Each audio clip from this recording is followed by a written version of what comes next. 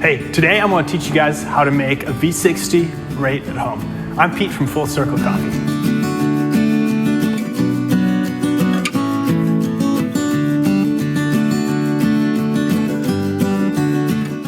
So I'm going to teach you guys, I'm going to show you how we do it here at our shop in Full Circle Coffee, but I'm also going to give you some instructions on how you might be able to do the same thing we do at home with a little limited equipment. So to start off with, what we're going to do if you're at home and you don't have a scale, I'm going to use a scale. In the coffee world, we do a lot of things in grams because it's a real precise, easy measurement. But if you're at home, that's okay. What you're going to need is about a third cup of coffee beans and about 12.5 ounces of hot water. And I would say get that hot water to about 195 to 205 degrees, somewhere in there. So to start off, what we're going to do is you are going to take your V60 right here, nice little white guy, put it on top of some sort of brewing vessel. And I'm going to, since I have a scale, I'm going to make sure I zero out my scale. Next up, we're going to take a paper filter.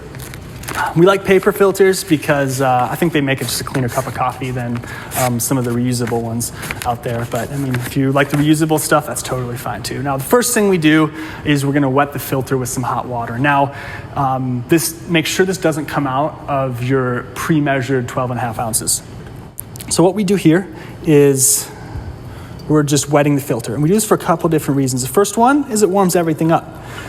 Big important thing when we're making a cup of coffee is you want constant temperature control. And if we preheat everything, it just helps with that down the road. So I'm gonna let that filter out and just dump that off to the side. Second reason we preheat the filter is to get it wet and make some nice seal against the V60 itself. Third reason is it gets kind of a papery taste out of that paper filter. So next up, what you're going to do is you're going to grind up your coffee. Now, like I said, I've already pre-measured 27 grams into this tin here, so I already know what I'm going to get. All right, so that's all done. Make sure you zero out your scale again. We do that a lot in this process.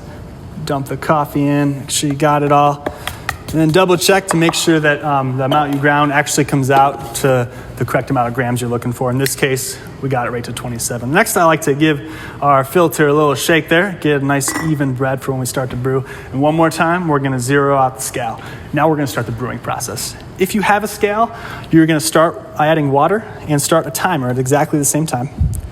And you are gonna add about 50 grams of water or so. And if you're doing this at home without a scale, add about 1.5 ounces of water. And the reason we do this right now, and we're letting it sit for about 40 seconds, the reason we're doing this is that the coffee is off-gassing, or it's blooming, as some people call it.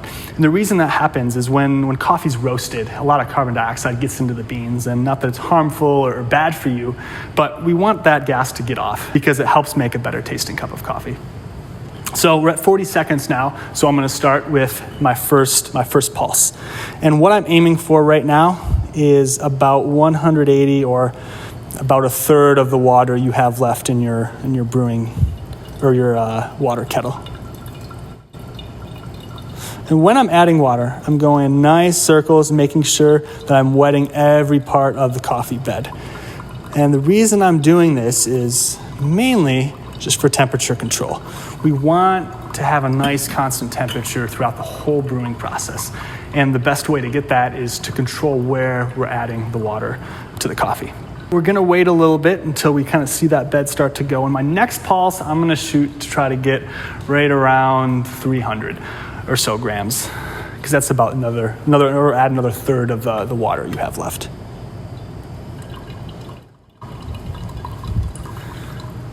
The fun thing about coffee, and especially V60, is once you get done with your cup, you're going to be able to taste the coffee, obviously, and drink it and enjoy it. But you can also kind of think of what you could do different next time. Maybe the specific coffee you're trying, you need more water. Maybe you need less water to get it to really taste good. It allows for a lot of fun to play around with it.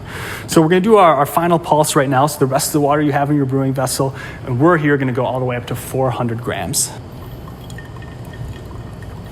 There we are. Now all we have to do is wait for it to drain through, wait for it to cool off a little bit. We have a nice cup of coffee to enjoy.